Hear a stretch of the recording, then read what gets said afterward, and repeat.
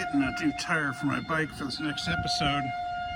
Believe it or not, the monthly, wow, that's loud! The monthly tornado siren test caught me completely off guard. And that means it's going to be classic car rolling tonight too. Wow, that was loud. Okay, here we are. Yeah, I was in an accident. A 6-inch high dog tried to bite my front wheel while I was moving, and in trying to avoid running over him, I ended up going, you know, arse over elbows. Yeah, this is after the guy worked on it. Yeah, you can see the wheel is severely out of true, and he put some new spokes in. Yeah, can't be fixed. So what we did was we got a new one, and yeah, just got to change over all the hardware, tube, tire. Shouldn't be too bad. Last words, famous last words. Yeah, and the accident, the woman seemed remarkably blasé about me racking up my knee. It took a week and a half and having to spend all this money and time to fix my bike. But I've noticed, you know, in genital that if it's got more than one X chromosome and less than 3 legs, that is not a dog, then it seems to be pretty much pathologically incapable of acknowledging the consequence of its actions. Okay, this of course isn't stock.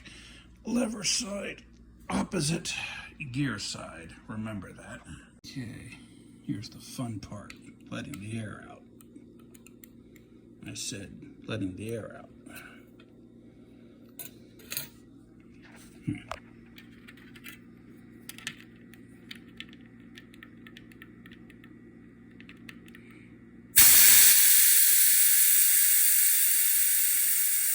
I guess for the observant of you, this is an absinthe spoon.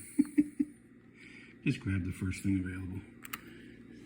Okay, getting the tire and tube off. What turned out to be brutality on Rhino for some reason. I just used the handles of 2 metal spoons. Careful not to damage the tube, because I don't have a replacement. Yeah, so what I did was I got this one loose. Ooh. I got this one loose all the way around, and then strangely enough, I went to the other side and I got the other part loose a little bit. And for some reason, that enabled me to slip it over and then get the whole tire and tube off. Weird.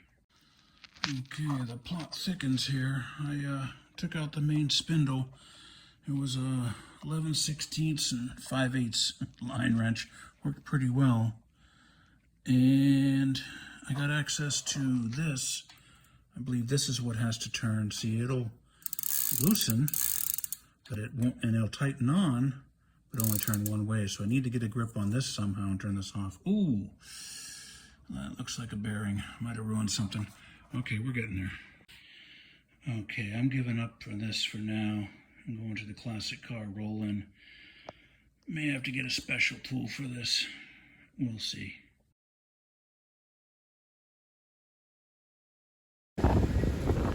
Okay, here we are at the first Wednesday in September.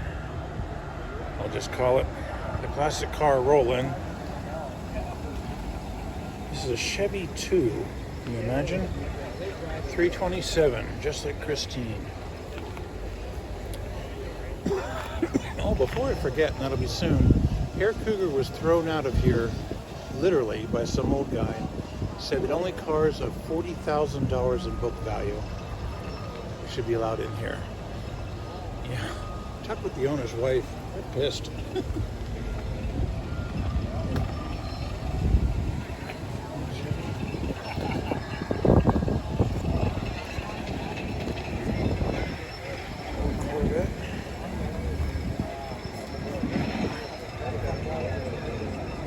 There's the Star Chief again.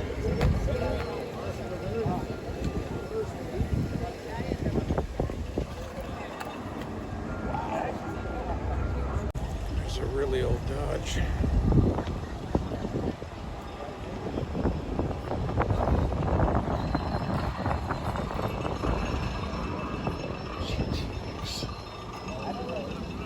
haven't seen this one before. This one's new, at least to here. Tweaked.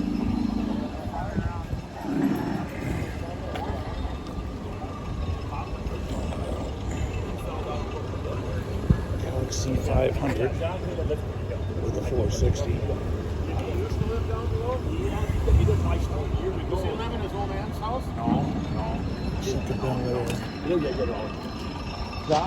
GT 500, we've seen this one before.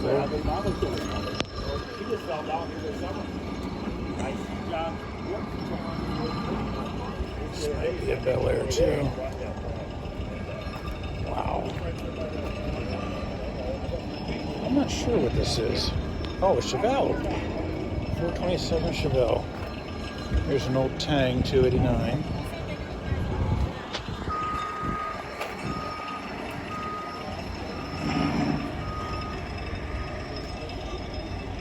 Chevy convertible.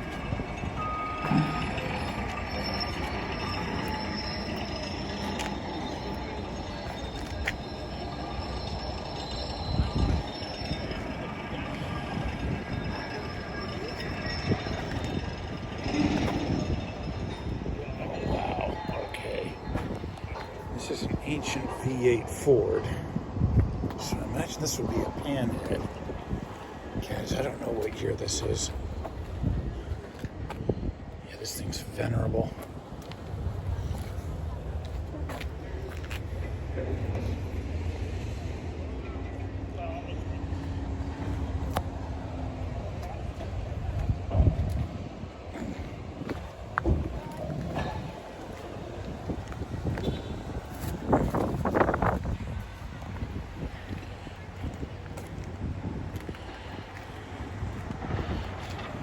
I spoke to this guy before and he told me what year this was and everything, and I completely forgot. I'll have to watch my own video.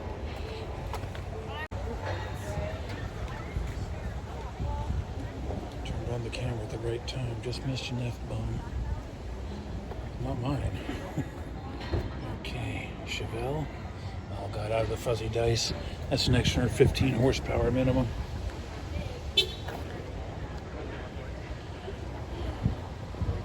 ZL1. Younger guys will have to tell me that that is Camaro. Gadzooks. I don't think I could fit into this compartment.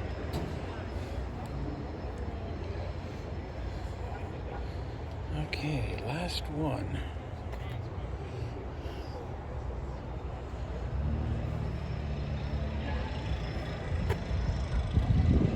I don't know what this is.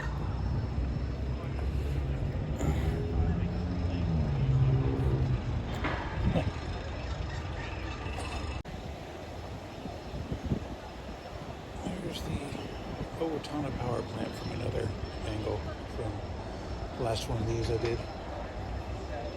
I guess that'll have to be closing moments. I'm really tired, guys. Okay. Yeah, a couple of interesting things here.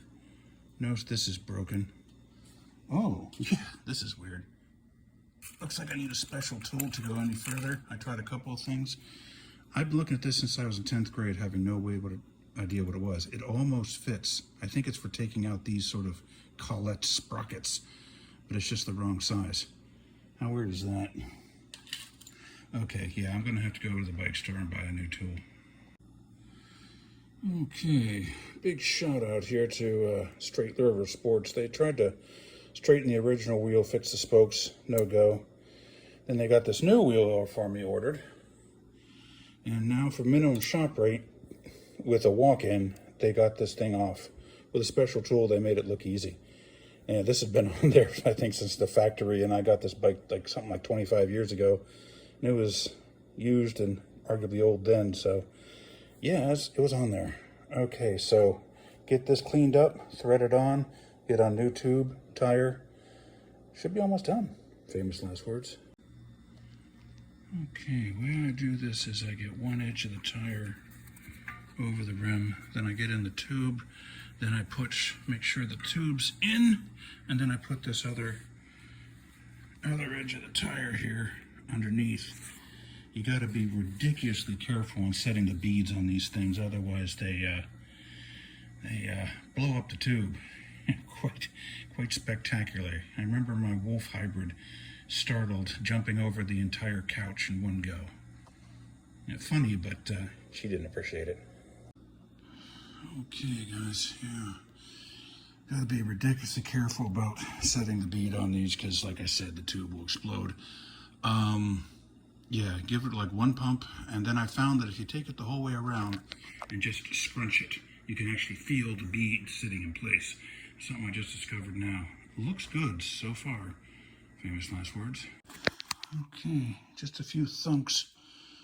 Got this wheel into place. Now, this is important. You want to get it in such a way that it doesn't rub against the frame.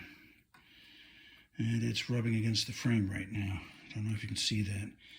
So, remember how I said lever side out? So, yeah, there's a couple springs. Nothing very exciting.